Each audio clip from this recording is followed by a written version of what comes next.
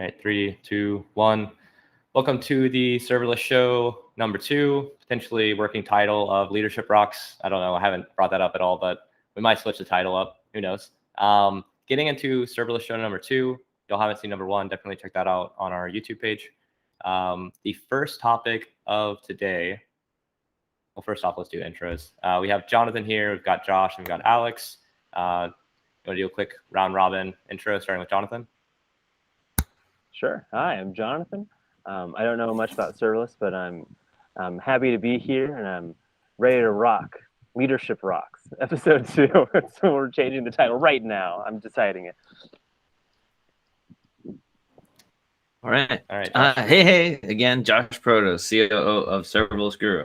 If everyone thinks everything is going fine, that's because of me. So happy to be here as always.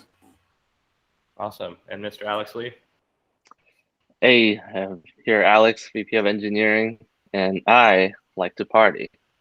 Anyone knows a reference from that movie? That's so weird. That's so weird. My name's Ryan, and I also like to party. So that's what a coincidence. And I like to party more than Alex does. So there you go. Cool. Well, getting into this. Oh, Ryan Jones, founder of Serverless Guru, the unofficial host of this thing that we're doing. First topic of today.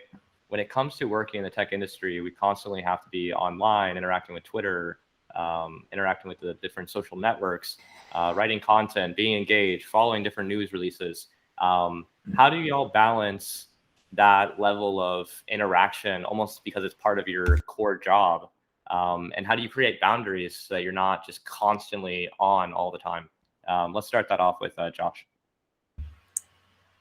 Awesome. A real softball. No, I really love this question. And I think it's something that I've had, like, I'm constantly learning and I'm developing and growing from this. I was just talking with my partner the other day, and they also work at a startup, and they were sort of reflecting, and she was saying that, like, when you're working for a startup, like, there is always like something critical that's happening, and all the work that's getting done is so important to the bottom line of the business, the future of the business. It's really hard to sometimes feel like, once you've accomplished something, like, take pride in it and sort of be like, good job, like, we did this is huge, and not just feel like it's just another, like, small thing in this never-ending waterfall of stuff to do. And I think it takes a lot of intentionality. Like, you definitely have to plan scheduling in, like, times for yourself to, like, take a break or to only be online at a certain amount of time, because it is such a, I think I've developed a number of, like, strategies and processes in order to help, sort of turn off a little bit. But it's very challenging. This is just the beginning. I'm sure we'll talk more about this, but it's a huge problem. I definitely think it's a huge problem.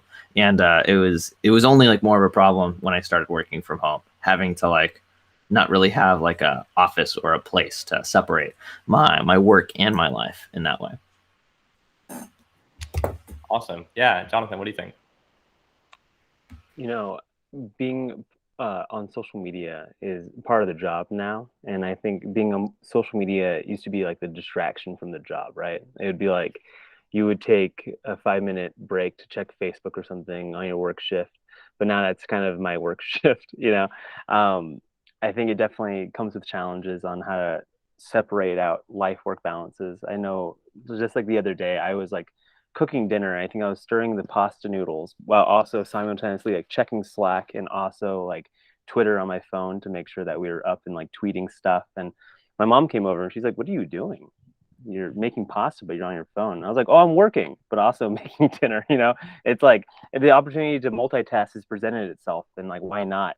But I think that's, like, a slippery slope for me, because I'm, like, always doing something else. I'm like, why not just throw in, like, a little bit of Twitter with work? Like, why not just now always be working, like, not have that parse out as much. But I think some strategies that I've done is, like, at a certain time, stop with this aspect of the job. So maybe, like, by, like, 11 p.m. I won't check Twitter anymore, or I'll have scheduled everything I need to tweet out before then, just because I will just throughout the night check it constantly, especially since, like, the updates go to my phone and they're like, someone new's following you, or, like, someone just tweeted this, interact with it. There's always that pressure kind of to be able to do it just is so fast and easy that, you know, I'm like, oh, I'll just do a couple messages right now, and then like before I know it's like 2 hours later, I'm like just deep in some random Twitter rabbit hole, looking at the trending pages that day. But I don't know, it's definitely a challenge, having to parse those pieces of your life out and maintain that balance. But you know, someone's got to do it, and it's definitely not. Yeah, me, absolutely. so. Yeah, I think you have the toughest part of that, having to constantly be on social media for the job. Alex, what do you think? Oh, I think when I was working at Nike after 1 year of COVID, everyone kind of agreed that like your job is now part of your daily life, and like even weekends feel like you're still working because everything's still online and just right in front of you, and you're able to work. And I think it's a matter of health balance, right? Because in a way, you're working a lot more and you're engaged a lot more because it's easier and more accessible. And especially for me now, most of my majority of my work is done through communication, through emails and Slack, which you can just pop up your phone and then, you know, basically do work at any given time of the day. And I think that's mentally probably exhausting and probably not a long-term scalable solution for in terms of the health of the people. So what I try to do is like try to set balance from 9 to 5. You know, I won't check any of the messages, and sometimes that's kind of hard because we are international and there are a lot of offshore people. When I get off work at 5, there's a lot of people coming in at that time, which I think Slack now has done a really great job of kind of enabling that without having to stress yourself too much. Like the schedule message is something that I use quite often as Slack, where I get to just message offshore people time at their daytime, where, you know, I don't have to actually be on that time, but still communicate through features that Slack offers. So it's a challenge. I think having that balance, like everyone here is saying, is really the important aspect. Is, you know, don't kill yourself with work, right?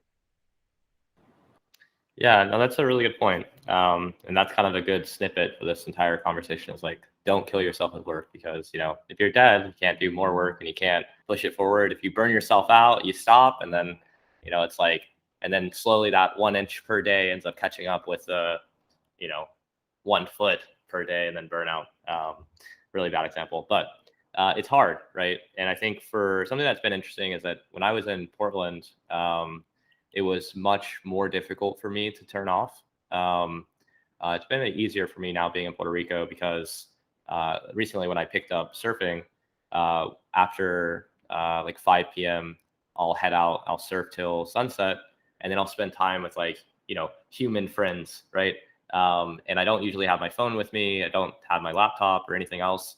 And I'm just pretty much just disconnected completely for probably from like 5 p.m. to around like 11 every single day. And I think that that's been a really healthy thing, especially with the, you know, the amount of things that constantly come through. So then I'm able to wake up in the morning and then be able to be like, okay, now I don't feel like I had this carryover from last night that I'm now, you know, bringing into this morning. Yeah, that's, so definitely setting boundaries is like helpful. And potentially, I guess for me is like, I need some other type of engaging activity to do to kind of distract me from the distraction, I guess, of technology. Cool. When it comes to, actually, Jonathan, what are your, want to jump in? Yeah, I was just gonna say, I think something that I've noticed from being on technology a lot, like I think I worked at jobs where you're moving a lot more, right? Obviously, you don't move much with your laptop unless you're like dog escapes, you need to bring it up a hill. But I think something that I feel a lot at the end of the day is kind of like this weird restlessness. Like I'm already mentally exhausted, but my body is like, I have so much energy that I didn't burn off throughout the day, right? And I've like, I did like those like, what is it, like the blood pressure like machines at Rite Aid the other day because I got like my second COVID shot. Fully vaxxed. What's up? But it was like they did a like we'll weigh you, you know, we'll check your is it like a BPM or something like that, your body mass something. Beats per minute of your BMI is your body mass index. BPM, yeah, beats per minute. They were checking my beats per minute. Now they were checking my body weight, and they were like, "Oh, you fat, you overweight, dude." And I remember just being like, "Oh, okay, that's, you know, like that's not normal for me. I don't think I've ever, you know, had a machine tell me I was overweight, but I was like, it's because of that damn job where I just sit all day and snack. I stress eat chicharrones and I tweet all day. It was like it was definitely like a wake up call a little bit to like make sure I focus on my body a little bit more throughout the day, because I realize that I go to sleep and I'm like I can't sleep. I'm just like mentally exhausted but physically still really wired. So I think Ryan's solution of like going surfing is like, that just sounds so nice. I definitely need to like implement something more where like, it's past a certain point in the day, I'm gonna go out on like a run, or I'm gonna go like kettlebell lift or something, whatever physical activities can be there. It's such a good reminder. I don't think I do that quite enough. Ooh, Yeah, let's what do you think, Josh? No, definitely. I think, I can definitely relate. And I know over the past several months, I have, sort of like realizing, and that, there's like the new normal of like working from home, and like us as an organization, definitely realizing that it's like, probably not just going to get like an office for like Alex and I, in downtown Portland. We're probably not going to do that. So I need to like just integrate some better long-term habits for myself. Now I'm at home, and part of that is like including like structured breaks and like exercise throughout the week, throughout the day. And I've been able to do it fairly consistently since June. And it's totally transformed, I would say, my just sort of like my mental health and my productivity at work, and also being able to have that balance of like work life balance, but also just like your work and everything else balance, and how work is part of my life, and that sort of thing, which has been very, very beneficial. And one of the most interesting things about it is one of the trainers that I listen to on YouTube. They're an old Olympic trainer. They talk about like with weightlifting in particular, which is what I do. I do a lot of free weights, kettlebell weights. As they talk about being an athlete, one of the questions he always asks his athlete is like, can you go? Like, can you perform? If someone like says like, do this, how well can you do it? And that's like a measure of performance. And in order to perform at the highest level, you do something at it's called like training your arousal levels, or like how fast can you arouse like all the nerves and muscles in your body to like do the thing that you needed to do. And so as like a strength athlete, you end up conditioning your body to be able to arouse very quickly and then like depress very quickly. And I found that's actually really helped me like transition out from work, because I can sort of recreate the same sort of situations mentally of like, I'm going to work out now, or I'm going to relax now just throughout my day. And I can sort of switch myself on and off. It's easier for me to switch myself like into work mode and out of work mode compared to before I was doing this training. Yeah, no, it's super interesting. Something that kind of brings up is what you're kind of describing is, almost setting up your environment to be successful and to have those things in place, and the things that you do. They say like on court, off court work, right? So like on court would be like work, off court work could be other things that also help mentally to make sure that we're at our best. Jonathan, Alex, do y'all think about that at all? And what kind of things do you incorporate in your day-to-day life to, help with just being a, high performer, feeling good about, work, creativity, all that stuff? I'm not very good at this, so I'll let Jonathan go. I just kind of grind. Damn it, Alex! I was about to say the same thing. I was like, off court. What does off court mean? Like, does that mean when you're cooking noodles and you're checking Slack? Like, you have to make sure Benoit is doing the podcast or something. Whatever. Not to name drop one of our devs, but if you look up Benoit, you can find him. But jokes aside, I think listening to this, I definitely need to have a better separation from work and from the personal life. I think that it's easy for me to see a task as as important as every other task. I know I've brought that up before in like private meetings with like Ryan and Josh, being like, yeah, if you give me a task, I'm just like, that's the most important thing that's ever existed. And like, I won't stress about it necessarily, but I'll always kind of have it up. I think something that I realize about myself is that I'm approaching burnout when I'm like typing up the same Slack message in my head all day. Like, oh, I have this person to message. Let me like draft up this message 800 times in my head before I send it to them because I'm like stressing about it. And like once I get to that point, I usually have to get, okay, I'm gonna take a shower, I'm gonna go eat something. Usually I'm like hungry or I haven't eaten in like 4 hours and like, my blood sugar is low or something. Those are like the indicators of it. Like when I'm starting to stress like an email or something, I'm like, all right, maybe I need to take like a quick break, but I'm not the best at it. I can empathize with Alex on that front. I don't know if it's like, uh, like where I'm at environmentally, like I'm like isolated here in the mountains. I'm like, might as well just work then. Like I don't like what am I gonna go do, like hang out at the lake and like skip rocks. Actually, that sounds amazing. Maybe I should go do that. But I don't know. I don't know what prevents me from having that kind of break from it. Mhm. Yeah, no, it's interesting. The skipping rocks thing. I don't know. Maybe maybe there's something there. Yeah. Alex, you said grind. What do you want to expand on that at all, or? Well, grind just means like I have a hard time disassociating myself from work, right? And just like I said earlier, just being on the phone and you're able to work through communication it's like you have to really prioritize how many hours you're spending at work versus how many hours are you not spending at work. And like it's hard to know when you're in the weeds of it, like how much you're stressing yourself mentally or your body in that case as too, right? And yeah, it's you just have to keep track of yourself because like our body can only handle so much. And I always think that our mentalness is always stronger than body can ever handle. So even though I may feel like I'm working, like this is like my level, but it may be too much or limiting for my body. And time will tell, right?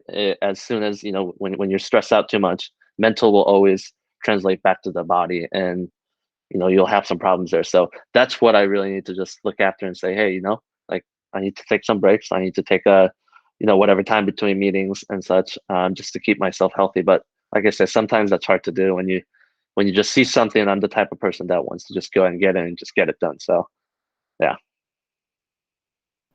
Yeah, Jonathan. Yeah, I was just thinking about, after work, what do I do to relax? And something that I do a lot like is like play video games, but I've realized that a certain subset of games weren't like it wasn't helping me relax. It was just getting me more stressed. I'd play a lot of like Smash Bros or something like competitive, and like I'd be like, all right, this is like my time to relax, and then like I'd just get more tilted at the damn Donkey Kong players who keep edge guarding me too well. I'm like, Donkey Kong doesn't even have a good air game. How are you doing this? Like, and like then I'm like, all right, well that was my relaxed time, and now I'm more agitated and go back to work, or like jumping into something like that. I was just gonna ask the question to you guys: is there like, has there been something that you guys were doing to like help relax, or like in your off hours that you realized was just like maybe making you more stressed, and you're like, all right, I need to like change up how I'm relaxing, or is that just me? Like I just choose unhealthy coping mechanisms. Yeah, no, I had this happen with me where I would do the same thing when it came to video games. This was earlier on. I'm mostly just like a small laptop person. As part of creating the environment so that I can limit how much stuff I do. But I used to play like CS:GO competitively and World of Warcraft competitively, and I really don't do anything that's not competitive. Even surfing, I take it super seriously. And so I could have like there's a chance that I could have a bad day surfing because I'm, but luckily or whatever, it's enough. It's relaxing enough, and it's so in nature that it's hard to kind of for that to be a bad experience. But I would definitely feel that if I was playing a 90-minute CS:GO game and I got a bad team and I was just like raging because it's just like, come on, like we're trying to climb the ranks. Y'all are taking this seriously.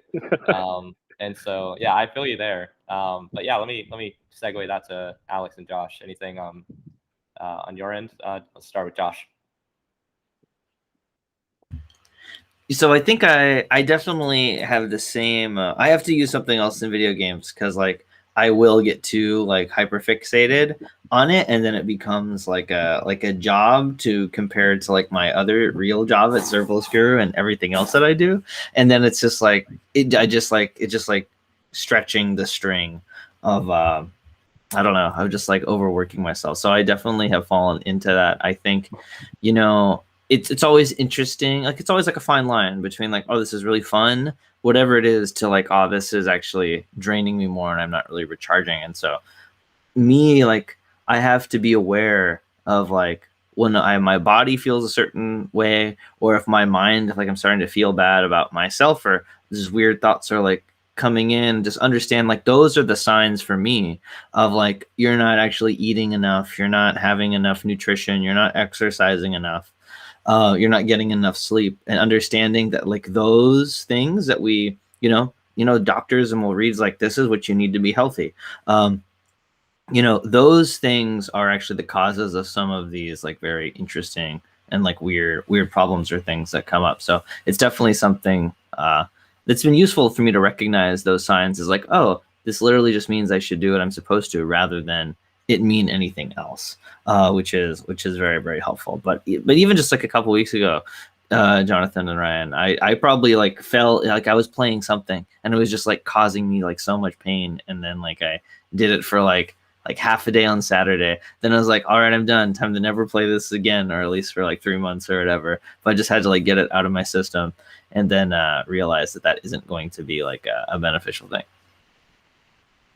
Yeah, I always have to take like breaks from competitive Smash for like a little bit. I always have to make sure I do that. Sorry to cut off Alex if you're going to jump in with any answer, but I definitely need to take those breaks. Oh yeah.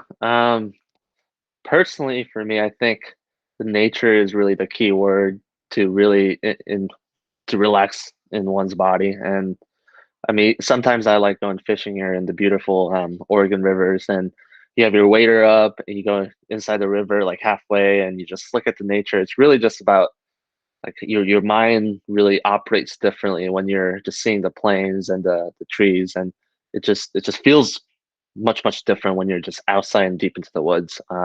Certainly, I think video games now does the opposite of relaxing for depending on a lot of games, which is something that I want to segue into. I played a lot of competitive game as well. I played a lot of StarCraft 2, League of Legends.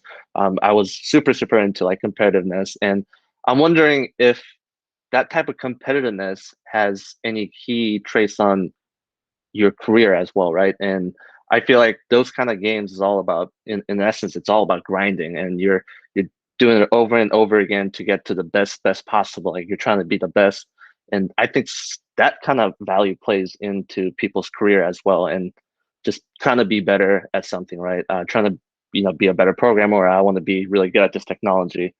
What do you guys think? Do you guys think there's some sort of play into that?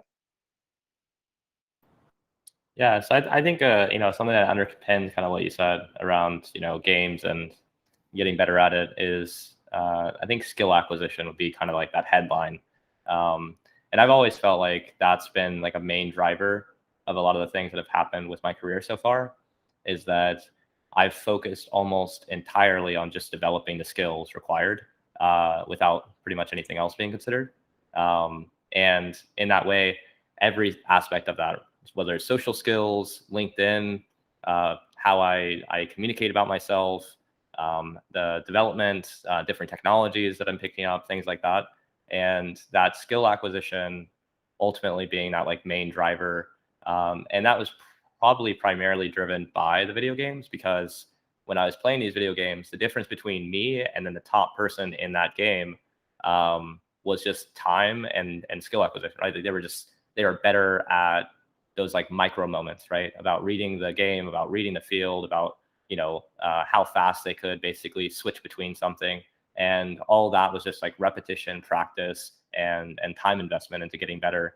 And so I feel like you can pretty much do that with almost anything, and slowly build up that level. And it's also kind of liberating as well. Like if you look at the world and you say, you know what, the difference between me and this other person, obviously probably comparing yourself, can lead to a lot of bad things as well. But if you kind of did make that comparison thing, you could break it down by what reverse engineer, what skills do I need to acquire to be at that level? And then that's a little bit more liberating in the fact that you can go, okay, if I get slightly better at this one area and then slightly better at this other area, and I just build that up over a long enough time scale, and potentially, I would say that lends itself to people that are playing video games now, and that downstream, that's going to have a really good impact on at least current economic model that we find ourselves in. Josh, what do you think? Oh, just like absolutely. I think there probably is like a really strong correlation between, people who play like competitive video games, but also like I think like who have like competitive streaks in them in something and how they're able to sort of perform or where they sort of end up in their career and like in a job and that sort of thing. And I think, because, in order to sort of make it in as any sort of like professional and like a competitive space, there, ideally, like you do have like some conscious understanding of like skill acquisition. How do I train? How do I plan? How do I get better over time? Like these are all processes that have been studied and have information around them. Like there's a fantastic book called Thinking Fast and Slow by Daniel Kahneman, who won the Nobel Prize for economics with his colleague. And they talk about like an abstraction of how does the mind learn? Like how do you like, and what makes like when a decision is made, like what's making that decision? And they, in brief, it's like, there's like your system 1 and your system 2 parts of your mind. One makes things very quick, doesn't really think about it, but is like very subject to sort of, the assumptions that are underlying its decision making. While your system 2, it's more process oriented. It's when you're really deeply thinking about something or planning something, you're engaging your system 2. A cool thing is that if you spend a lot of time in your system 2 making decisions, it actually retrains your system 1 to make it better. So when you think of like a chess grandmaster or, like someone who's like 2,300 or plus, like why are they so good at chess? Because they've studied it and they've sort of retrained a lot of their system 1 is informed by the intelligent procedural system 2. And it's something I definitely see in all the singing and the dancing and the martial arts that I've done. That's essentially like part of the process of what you're doing. And, even back in the day, like the ancient Japanese and Chinese teachers, they talk about moving from a place of when you're in your mind to where it's in your body, having embodied wisdom, to a state of mind body, or eventually no mind, where you don't have to consciously think about the decisions that you're making, but you can just, do them. And what arises is it is what the best situation is. So, even hundreds, if not thousands of years ago, there was terminology for describing this sort of skill acquisition process. Yeah, I've been really recently into like fighting games and into the scene, like the FGS, I think they're just a really interesting, just kind of peek into like human behavior, weirdly enough, right? Like I think it kind of touches on the points that Ryan and Josh were saying about like skill acquisition. Like in a fighting game, you need to learn the combos, you need to learn the command moves, right?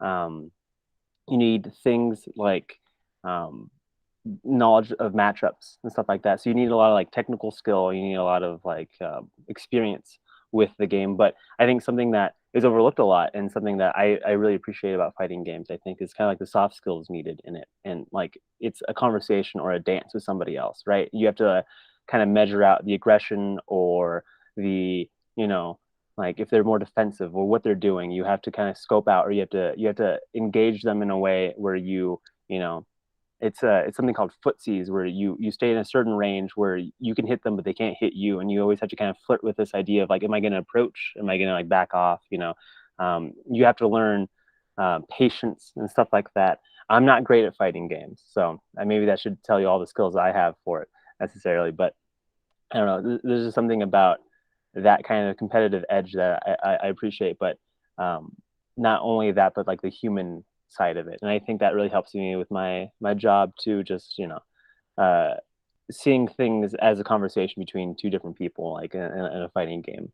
It is very similar to like my ideas of like, how am I going to interact with this client, or am I going to interact with this person? How am I feeling about them? Like, am I picking up on subtle cues of, are they interested? Do we need to sell them on this? Are they a little hesitant? What kind of tone do I need to bring into this? Or what kind of thing do I do to best market ourselves right now? It's in a really roundabout way. Thank you, fighting games, for helping me with that. Yeah, and this made me think of something as well when you mentioned positioning, because in my World of Warcraft days when I was doing that business thing around that, if you haven't heard my story about that, you can watch the Talking Serverless podcast where Josh interviews and I talk about this a little bit. But something that would take place is that we would do like 2 versus 2, and then people would pay me to play with them. And those little micro things that you're kind of saying were things that I'd be looking at. And what that would look like in practice is that the gates would open, the match would start, and I would actually tab between the 2 enemy players to see who they were targeting. And I would use that to understand how they were basically thinking about the game before we were ever even interacting with each other. Because usually they would target the same person, and it would usually be the partner that I was playing with that was paying me, because usually it had less gear and other things like that. And so I could kind of already play out the scenario of how the match was going to play out based on those like little things coming off the beginning. Also, like there'd be a distance between them and our side. And so based on how they approached, based on their aggression, all those things, it would allow me to position myself better, so I could basically, trap one of them, kill the other one, and so on. And then when it came into some scenarios where it'd be like a 2v1, it would be like positioning myself, keeping in mind where their positions are and here. And I guess like on like a micro level, translate that back to interactions now through like business or human to human interactions and conversations. It's almost like understanding, maybe it helped with like understanding where people come from, like their perspective, and then thinking through where they're coming from, right? And how the things that they're dealing with or that they've spoken about, or like those little micro communication road signs. Those are things that I'm looking for as well, so that I can understand the best way to navigate the conversation. That's a very interesting thing. I'm glad that you brought up this fighting thing, because it's kind of giving me flashbacks. I did have kind of a question to kind of loop it back to burnout, and I'm kind of taking the conversation back a little bit, but I wanted to hear from everyone, which is basically, how do you detect burnout, right? And so it was touched on a little bit, but when you start feeling that, and I think you mentioned, Jonathan, that you start rewriting messages. So for you, Alex, when you're getting into those later stages of burnout and you feel it coming, what are you feeling? How do you proactively stop it? Is it inevitable? How long does it take to recover? What are your thoughts? Oh, I think it depends on the situation, but I think my first job, I think, was a real experience of what a burnout is. And for me, I think it's really hard to know when you're being burned out. Like I said, it's hard to know when you're mentally like, no, this is too much, because you have nothing to compare it against unless you're working with the same people in the same job, which, I worked at a startup, so that was never the case. And I worked directly under executive leadership. So there was a lot of things going on all at the same time. And, based on that management, I was working a lot of hours. But at the same time, I had a lot of passion for just wanting to work hard, because it was my first job and I wanted to be successful. So those burnout hours were more like something I needed to do anyways, because I knew that even though I'm taking a toll on my mental, my body, this is gonna have a long shot in terms of my career. So for me, I think it's really hard to know when you're being burnt out, and I think that's why constant checkup and setting boundaries is really important, because it's hard to know until your body starts telling you. I think I remember one time, like I couldn't wake up one morning, and alarms. I usually have 4 to 5 alarms. Like I have backups on like 2 or 3 alarms, so I make sure I wake up. But like there was one day I couldn't wake up for a 6 a.m. meeting, and yeah, that was just like a body telling me, it's like, hey, you need to chill out. You're not sleeping enough. You've been waking up too early. Like I don't care what your mental says. Like I'm just shutting you down. And that's when I kind of realized, okay, I need to start backing off a little bit. I need to start, taking it slow. So like, I think your body always tells you. So I have a hard time trying to deal with that personally. Yeah, what do you think, Josh? Yeah, like for me, I have like I schedule things in my life that are like very, very important. So like all the singing that I do with my in the classical Hindustani and my Nepalese music, and the work that I do at the Nicha Mandala Mahavihara temple, the only Newar Buddhist temple outside of Nepal. Like those are all like very important things to me. And if there's ever moments where I realize that, like, I don't know, I feel like, oh, I don't want to do this, or or sort of like, wow, it's really hard for me to motivate myself to do this, like then I know it's like, oh, my life is broken. Time to like those are like hard. I have like hard stops in there.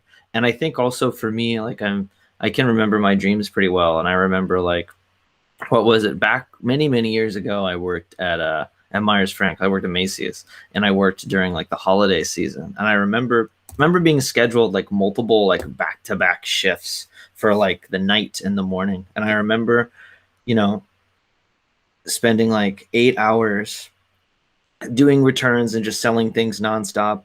And then took me an hour to get home, got home, went to bed, literally dreamt of the POS system, the horrible, terrible mainframe POS system, typing in the numbers and like it wouldn't work.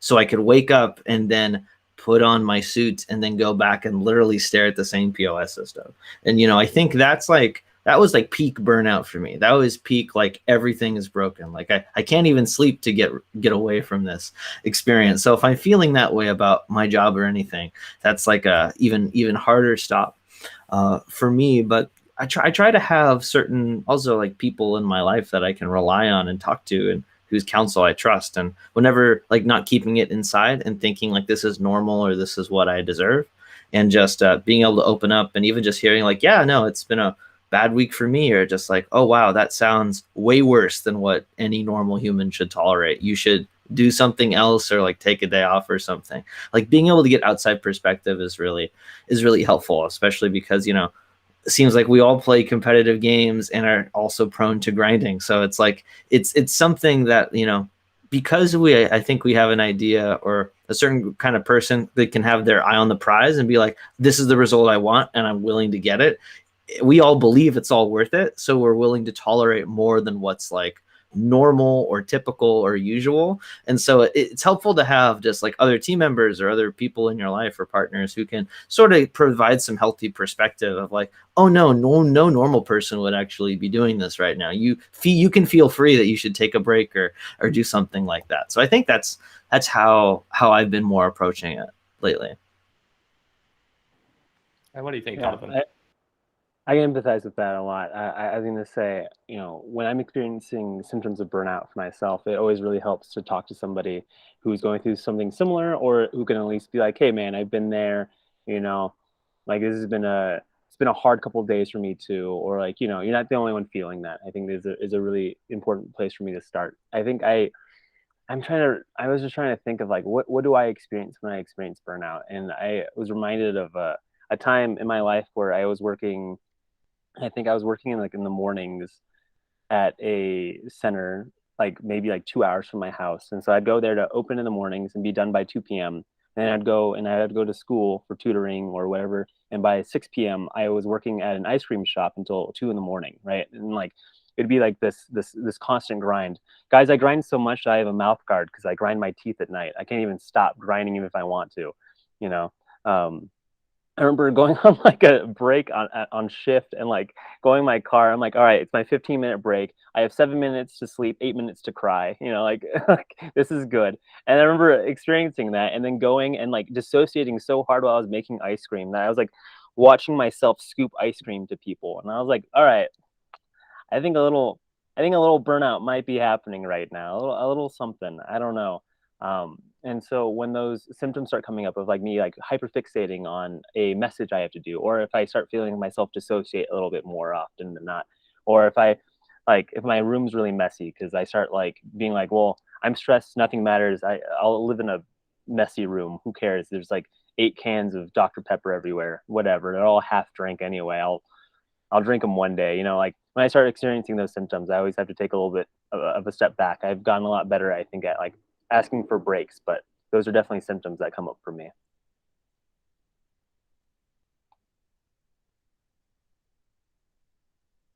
Alex, did you have something to say?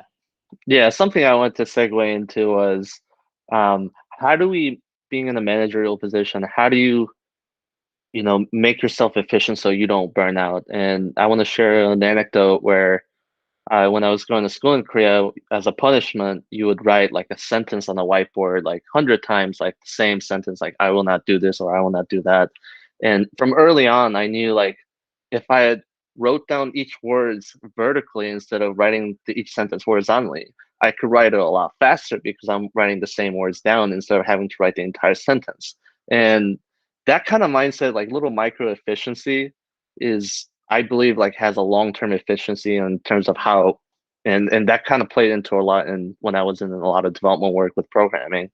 And one thing I do nowadays is like, there's so many things that pop at once when you're dealing with so many different areas, that I started just writing everything that comes to my mind, even my thoughts, and then do like a prioritization of these entire lists hour per hour to see, okay, what can I do? How much time is it going to take? Can I do this tomorrow, or do I need to do that? It's something that I do to kind of not stress that burnout. Something that could have taken 10 hours. How can I do that in 5? How can I do that in 2 hours? Do you guys have any strategies that you can share that can be more efficient along these kind of managerial processes? Yeah, so I'll jump in on this one. This is a big thing, and the to-do list helps a lot. There's a book that I read, I can't remember the name of it. Most of my books are like, I have them in front of me. Stillness is the Key, Pursuit of Happiness, Start with Why, Marcus Aurelius, Pensa Como Mohe, which is like a book which is like Think Like a Monk, 7 Highly Effective People, all that stuff, right? And so one of them was about like, when you write something down, it's like, it clears it from your mind. And so I definitely do that as well, is that when I have something in my head, I'll take some type of piece of paper, a pen, something, right? I'll write it down on my phone, anything like that. So that definitely helps with just getting it out of my head so I can revisit it later. And a lot of it's been just like the hard journey of understanding my own limitations. And when I say that, like like everybody on this call is now helping with a different part of Serverless Guru and excelling in that specific area and taking it way further than I could individually. And when that type of transition process happens, and I'm enabling new people to kind of take on those responsibilities, I still have that kind of like anxiety where it's like, like, how do I hand this off properly and how do I let go, right? And I think that's a really big thing. And so I feel like I've started to understand just the idea that no matter how much work I do today, it's not going to clear the work out tomorrow and the day after. And so I've kind of just come to accept the fact that like, if I work 24 hours today, I'll still have to work 24 hours tomorrow because the work never stops and it never gets finished. And so it's like that idea of like, if I'm never going to be able to finish it fully, then I need to give myself that like healthy notion that it's okay to stop at 5 p.m. because working towards 8, you start to get into that territory where it can have that backwards effect where now it starts actually impacting yourself tomorrow. That has a ripple effect that takes me towards burnout, as well as the idea that I'm never going to actually finish everything anyways. So on that note, let me toss it over to Josh. I think that's like the one thing you said about like, no matter how much work I get done today, I'm still going to have to go to work tomorrow.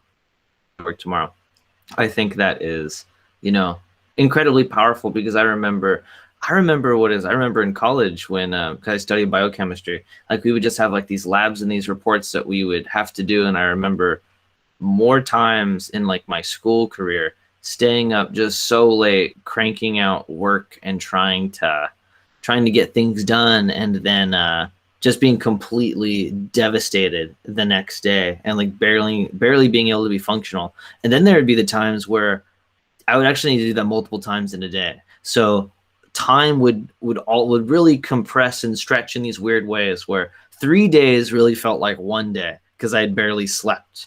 And, I quickly was able to realize and could like easily see with like the kind of work and responsibilities that like I have at Serverless Guru. It's like, I can't do that. Like, I like when I need to make a decision, like the decisions I need to make each day, Josh with like only 2 hours of sleep over 3 days can't be the person who's making those decisions. And it's better to do like to chunk things out. And so like, what are the top 3 things I need to get done this day? Or the top 3 things I need to get done like this week? If this happens, then what should I be doing? Like thinking of things like that and planning it out, writing it out, is just a much healthier process. And I think, I think what is it? It would have been like a useful lesson for people to really, I think, teach potentially in school, but I had an old high school teacher who talked about how, like, you know, a lot of the professors that you're going to have in your life, you know, have never had a real job before. They've just only been in school. So they don't actually know how things happen, or how the normal world or the business world really works, which is the majority of individuals and commerce and GDP. And so I think it's definitely like a bit of a detriment that, you know, I wasn't sort of taught, or things weren't structured for me as I was, like, you know, going through my academic career, structured like that. It's definitely like push, burnout in that sort of way. But it doesn't have to be that way, which is, you know, quite nice. Just some organizational, operational processes really can make your life a lot better.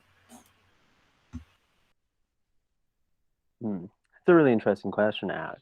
Like, I'm trying to think of the little efficiencies I do for myself, and I think something that, like, outside of the business world that I do to ensure that my life stays moving is like creating batch meals. Like on the weekend, I'll cook like spaghetti or something, or like lasagna, or I'll cook throughout the week, but I'll make it so that, like, if I cook on Monday, I won't have to cook until Thursday again because I have leftovers or something like that. It's just like for some reason I'm like, if I have to like think about what I'm going to eat for dinner that night, it takes up too much mental energy. So if I already have a meal planned, then the rest of my work day is going to be great, because like I can slam dunk a bowl of spaghetti once I'm done with this meeting, and I'll be okay. But until then, like, my body would be like, what are you doing for food though? What are you doing for food?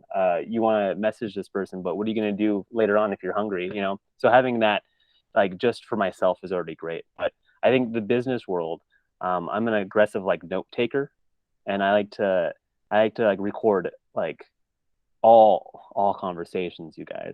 And I like to like make notes and things, and I like to keep things as templates a lot. And like a lot of my day to day has become like templating out messaging and templating out invitations to things, and creating those efficiencies, or those like maybe I'll take 10 hours to do this one thing, but the next time I do it, it'll only take like 40 minutes because I've already like gotten everything set up in these like silos, right? I'm like, all right, this is what I'll do if I want to invite a podcast guest. This is everything I have to do once that's done. And then here's like everything I need to do. And it's all templated out. And I already have lasagna to eat later. So I'm good, you know? Those are always really important efficiencies for me, is like making sure that I can, I can eat, because that's all I care about, I guess. And having things already written out. I think that's like, those are really big things I need to do. It kind of makes me think of like the sentences you wrote. You'd write them vertically. I just save that. I'm just copy and paste the vertical lines everywhere now. So my solution. Yeah, this is awesome. And I'm glad that you asked this question, Alex, because it's really important. Something that made me think of this while Jonathan was talking was some advice that my dad gave me, which was just basically marking down like the top 3 things that you need to do that day, and have that like clarity that if you finish those 3 things, nothing else matters. So like the goal is to just get done whatever. It could be 2 things, it could be 1 thing, but feeling like you accomplished the day if you get those things, like just those 1 or 2 things done. The most critical things, and it might take an hour to put that together, but if you can do that thing, all the other stuff will be happening rapid fire. You'll be switching directions, context switching, all that stuff. And it's very easy to deprioritize those important things. But a lot of times that's the anchor for stress, right? It's like those really critical things that is actually the priority, but then they get deprioritized based on just the shuffle of stuff. And so a lot of times what I'll do as well to try to accomplish those things is I'll just turn everything off. And so I've gotten a lot better at it now that, you know, everybody on this call exists and helps in different areas, where I'll just turn my phone off. I'll turn all notifications off. And I probably won't even come into our group Slack. And during the day, I'll probably drop out. I'll finish the notifications off, and I won't ever check to see if people are messaging or anything.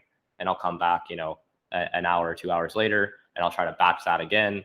And then once I clear it out for the day, I'm fully done until the next morning. Alex?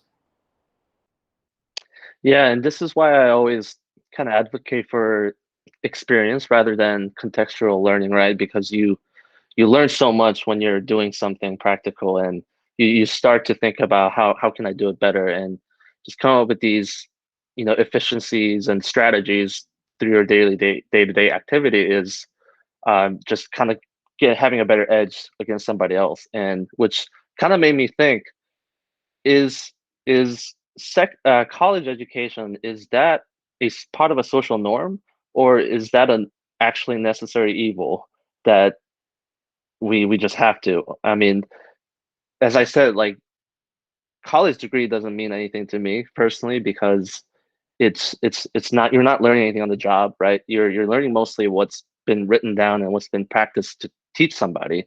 But you know, nothing beats experience. So what do you guys think on that level?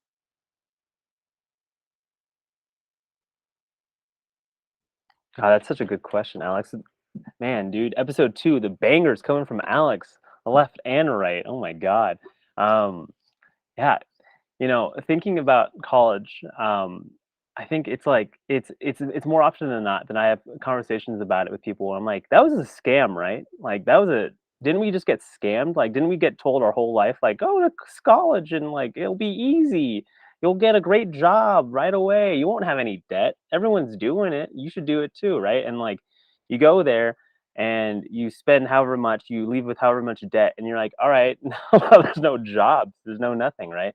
And then I have like my intelligent friends going and getting like an associate's degree or like going to a trade school and like learning how to be an electrician, and then like they join the union and they get paid well, and like they're there for 50 years and they have like a solid like skill that they have, right? I think that college was just so evangelized to us as like kids, and it was like the only route. I mean, like I don't know, I feel like we're all kind of similar in age, like it'd be interesting to have someone who's either like a lot older or a lot younger on this call to get their perspective. Like I'd be so curious to how like Gen Z is being told about college right now, because like I don't know, all throughout middle school is just like college is the only route. Like you won't even be considered for a job because everyone has a high school degree, but now like it's like everyone has a college degree and there are no jobs anyway. So I don't know. I think that the most important thing I learned from college was like a professor coming up and saying like, why don't you all just like make a study document together? You're not competing against each other. If someone gets an A, it doesn't stop everyone else from getting an A. Why don't you just collaborate once in a while? And it was like this like aha moment. We're all like, wait, we're not competing against each other. We're actually just existing in a society and we could build each other up. And it was this really strange wake up call of like, I feel like we've always been competing even since we were kids, right? Like get the best grades in class, be the best at sports, be like teacher's pet, go to college, go to the best college. And there's never been a time where it's like, well, I mean, you're all in college together. Just why don't you just help each other out? And I think socially, it's like, I don't know. Being from America only, right? And like being surrounded in a Western culture where it's like, you know, squeaky wheel gets the grease. It's you're always told to be like the individual, be like the person looking out for yourself because no one else will. It's like a dog eat dog world, and I think like that set up with like the expectation go to college and like forge a path for yourself, and that's just not really reality right now. Is really detrimental to people. I don't know if I'm gone off course with what you asked a little bit, but I get heated when we talk about college. I'm sorry. Yeah, and I want to touch something that Jonathan mentioned is that you wish how Gen Z and maybe older folks were here to give that perspective. And what I actually notice amongst younger generation now is that graduate programs are now the norm, right? Like now everyone's starting to get masters. Now that's become your normal thing. Like you have to get masters now, and to me, that's honestly getting worse. Like you're repeating the same mistake in a way. You're delaying more time in higher education for something that's very specific that you could easily learn through experience. And both Ryan and I think you guys too, right? We went to a trade school called Epicotus, which is a programming boot camp here in downtown. Ryan, do you want to share your kind of experience and your feedback around this? Yeah. So I think that I'll taper some of the radical thoughts that I go through my head around college. I have my experience, and my experience may not be everyone's experience. I'm not even a college dropout. I'm a community college dropout, so I didn't even get all the way there. I remember being in high school and very clearly having that kind of, I guess you could say the coming to Jesus moment, where it was just like, school is not for me. And the structured learning was not for me. So I would go to an international business class at the Parks Mall in Arlington, Texas, and that was cool. So I would go there early in the morning. I would do a class. There was only like 20 people in the class. Everybody else was at school, And then I would get done with the class. I would stop by a gas station. I would get a drink, and I'd come back to class in my math class. It was like algebra 2, let's say. And then I would drink the drink, I would eat the snack, and then I would just sleep all class. And if they gave us tests, I would take the test, and I would turn it back in without putting my name on it. And I ended up getting a 3 out of 100 in that class because I never turned anything in, and I kind of just showed up. Because I was a little bit like, this is actually not going to be relevant to my life, that I just kind of put my foot down on it, and the administration wouldn't put me into the lower math class. I could just like sail through it. And so, so then moving on to like later stages, I was constantly looking for things of just like, even at Epicodus, the code school we went to, there's 150 people in this one floor of a building, like 4 or 5 different classes. They're all learning programming at the same time. And it became very apparent that unless you do something slightly different and you add something to that toolbox that other people don't have, you're going to be graduating with the exact same knowledge and skill set as everybody else. And then everybody with that exact same skill set is then going to be going into the job market at the exact same time, looking for the exact same jobs. That already doesn't make sense, right? So I think the things that I tried to do while I was in that environment was to use it for the good aspects of it, and then try to supplement where I could. So for instance, supplementing could be taking online courses that were kind of similar to that, and trying to build side projects and trying to get certifications with the cloud, and trying to just add, whatever I could to kind of put myself into a different box. And so for me, like when it came to college and when it came to more like structured learning in school, I think there was always something inside of me that was just like hard to navigate it, because when we think about school, it's kind of just a one-way path, right? We take all these, let's say we have 30 kids in a class. There's not 4 different categories for learning. That's kind of just, it's like you have visual, you have audio, you have whatever that is. No, there's 30 different, there's millions of different ways that people learn and interact. And there's millions of different viable paths to success and what that looks like. And what the current system does is we basically put people through a meat grinder, and we stack on the debt, as we said. And I have friends that have more than hundreds of thousands of dollars in debt from student loans. And yeah, to say that, same thing as Donovan, to say that I don't get heated about that. No, I'm very upset about that. And I think that it is unethical to have 18-year-olds be pushed that level of information that this is actually going to be the thing that they need to do to succeed in life, while they're ramping up the prices without the quality increasing, creating exact replicas of millions of students graduating at the same time across the country and globally. And now that we have global competition, a global workforce, it's more important than ever to kind of reevaluate that for your own self and think about where do I want to go, and is this actually worth it? Because for an 18-year-old student going into college, or even somebody else later, the amount of money that you have to pay to take those classes, if you're working a regular job and saving money, that's a lot of money to save.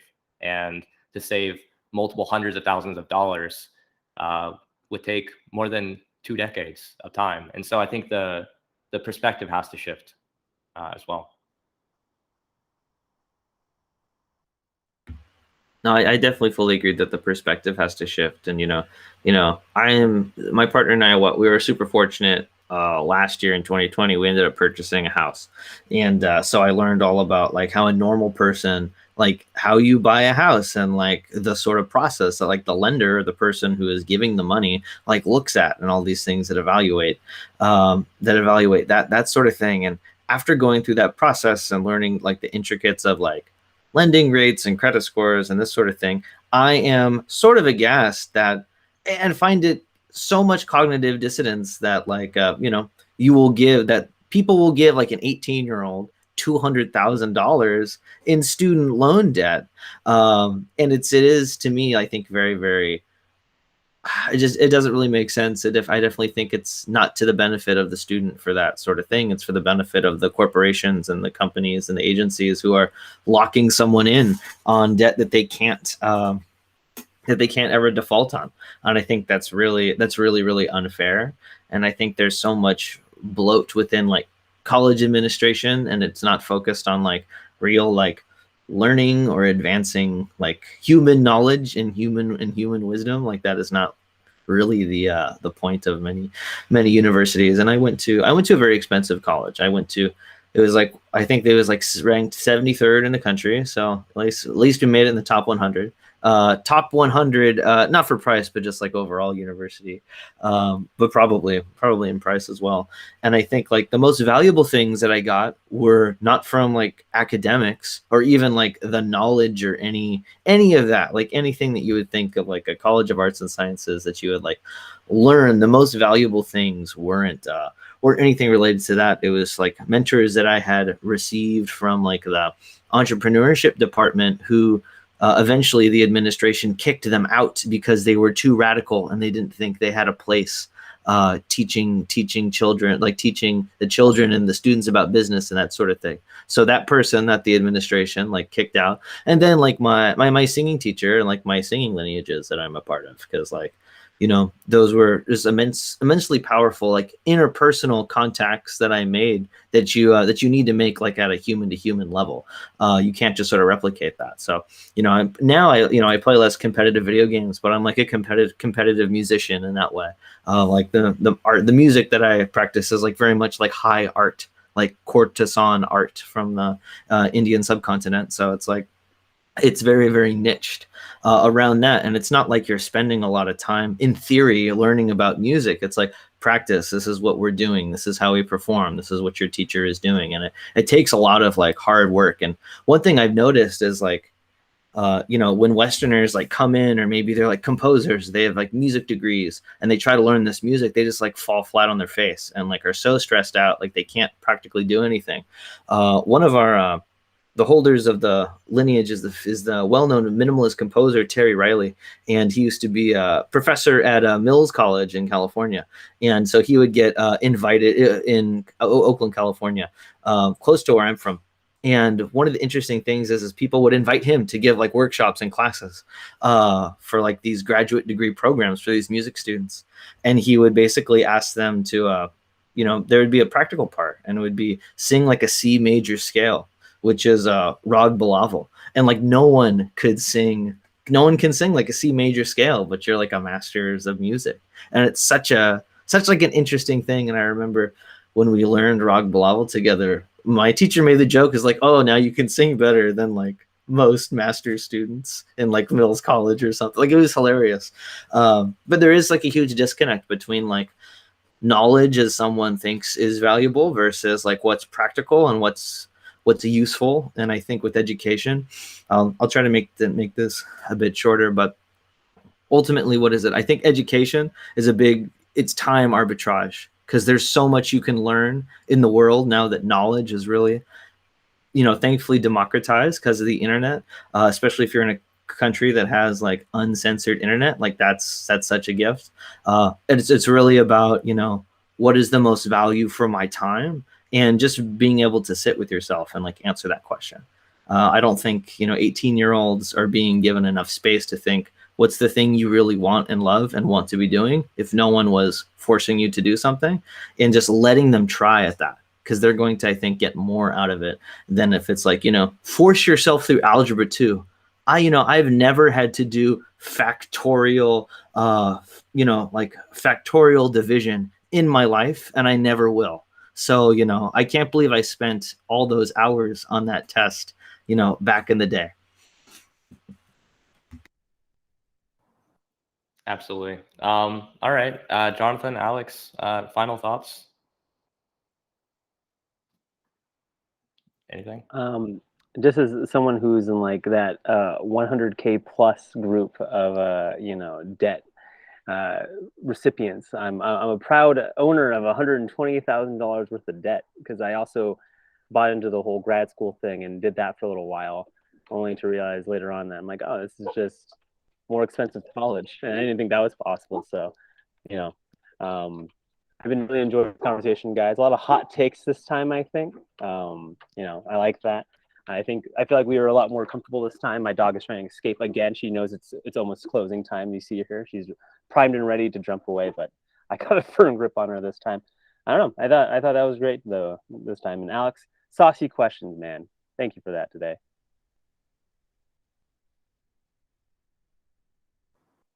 Awesome. All right, Alex, any final words? Yeah, I think this conversation was great. I think we touched on a variety of subjects that are, I think, crucial for this time around, especially around just the betterment for the future, right? How do you avoid burnouts? How do you manage yourself to be successful? How do you avoid, like not avoid necessarily, but just surfacing around like what we think is more successful than what other people think. And I think having that sort of diverted talk is really, really healthy. So I think this was a great conversation. Awesome. All right. Well, on that note, let's go ahead and wrap up episode number 2 of what we're now calling Leadership Rocks, which I think is a much more broad title for the broad topics that we're talking about on this call.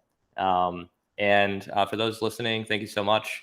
Definitely subscribe, like our channel if you want to get updates for content like this coming out. We're planning to do these type of episodes every Friday moving forward, and hope to see you in the next one. Thanks, everyone.